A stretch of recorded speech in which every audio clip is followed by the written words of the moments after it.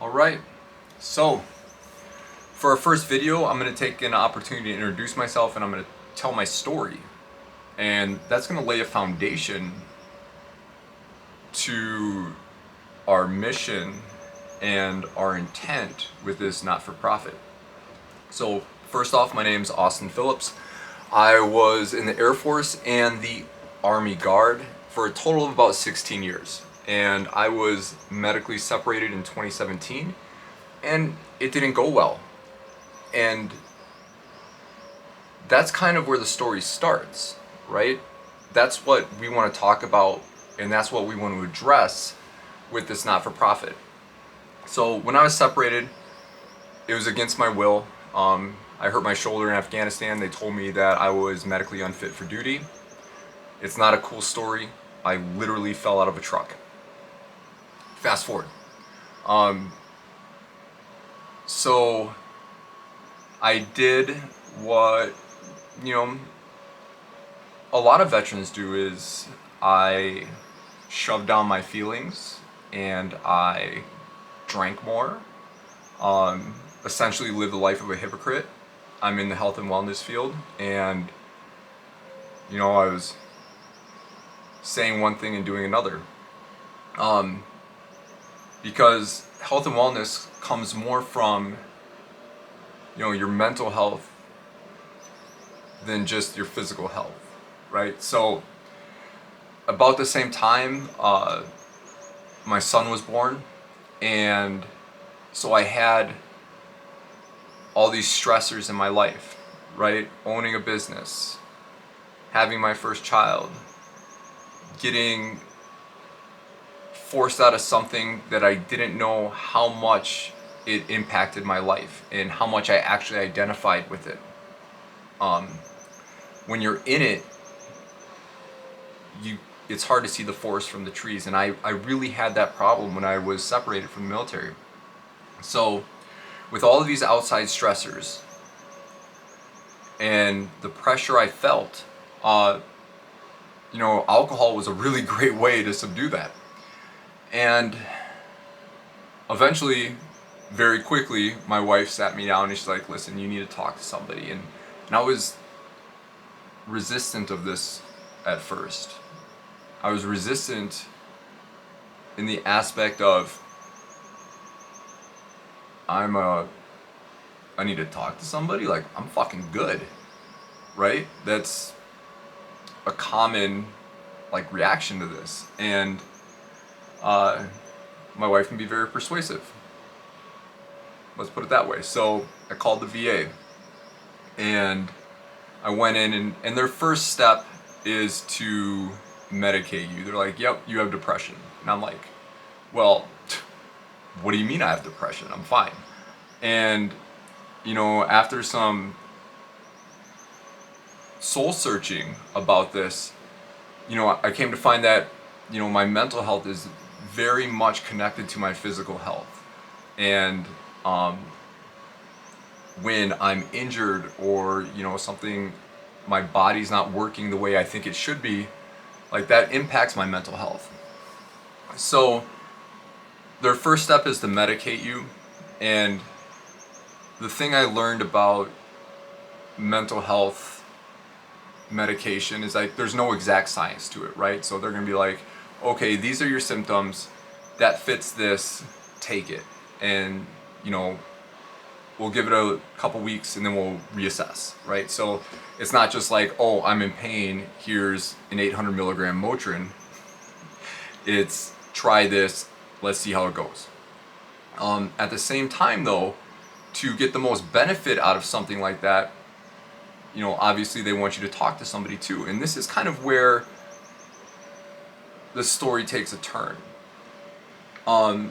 So over the course of, I don't know, maybe 6 months to a year, I was really kind of pushing back against talking to somebody just because it wasn't in my nature at the time. Feelings and shit. I talked to 4 people total. And because, when you talk to somebody, if you don't have a good experience, you can switch to somebody else, right? Because you don't want to, it's like having a personal trainer. You're not going to go keep seeing somebody who you can't connect with. And the thing I found is every single person told me to get a hobby. Now, I was 37 at the time. What the fuck does get a hobby mean? Right? Am I going to take up fucking woodworking all of a sudden? And it actually angered me in a way. Made me really, and I'm not trying to hate on the VA, because I know there are a lot of good people at the VA, and I understand that they are stressed, and it's fucking difficult. But I had one person, I wish I could remember her name, because I would call her out on this. She's like, looked at me, you know, we're talking a little bit, and she's like, you know what, you should buy a Harley. And I'm like, what does that even mean, buy a Harley? Like, who tells you to buy a Harley? I'm like, you put that on a prescription pad that I can give to my wife when I get home? And I was like, so after the hour-long talk, I was like, so how do we schedule next session? I was like, I can dig this. Like, she told me to buy a motorcycle. I found out it was her last day, and so that made me feel real good about myself. And so let's fast forward a little bit more, because you're gonna learn this. I can be very long-winded, and when I start telling a story, I'm like a squirrel. So it's about 2019, and I'm still dealing with, you know, the stressors. My drinking really cut down a lot. Like I put it, well, there was a quota put on me. We'll call it a pitch count. But the fact of the matter is I still hadn't really found a hobby yet. And my brother and I, who also served in the military and is part of this, decided, like, we're gonna go hunting out west for antelope.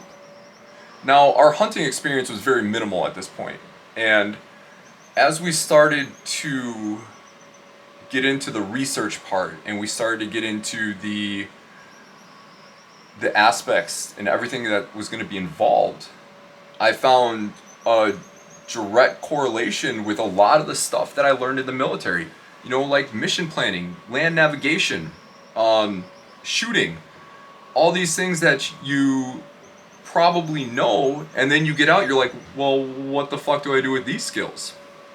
And I remember a distinct moment sitting on a ridgeline in Wyoming thinking, I think I found my hobby. Like, this is it. And you know, fast forward a little bit further, I get more into hunting, start doing more hunting around Wisconsin, start doing more deer hunting, and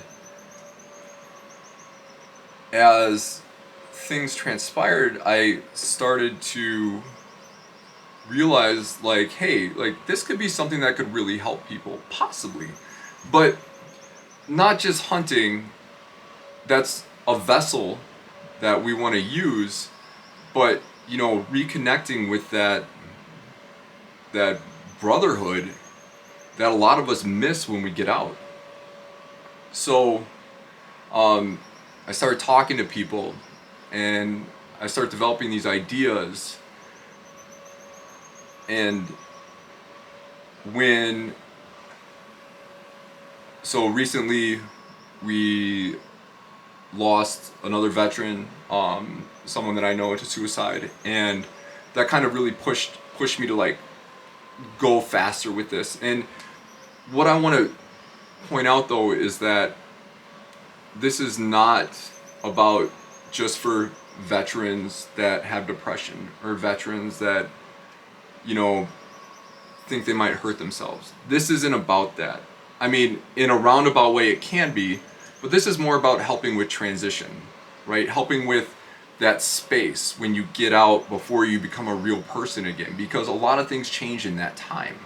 So that's really what's driving this, is navigating that liminal space between grabbing that DD214 and then bridging that gap to where you're, an intricate part of society again, and you're healthy and you're happy. And that's really what Ardent Lives is about, is finding that passion and that hobby. And maybe it's not going to be hunting, and that's fine, but we can help in other ways too. So if you stayed with me this long, that's kind of the foundation of where we're starting, and we're going to make more videos, cover some other topics, and you're going to find a lot of hunting videos, because that's a hobby that I discovered, and I really think there's a lot of opportunity there to help veterans that maybe have never hunted before. So hopefully you like our channel, like our Instagram, join our private Facebook group for veterans, and hopefully you'll be seeing more of me. Thanks.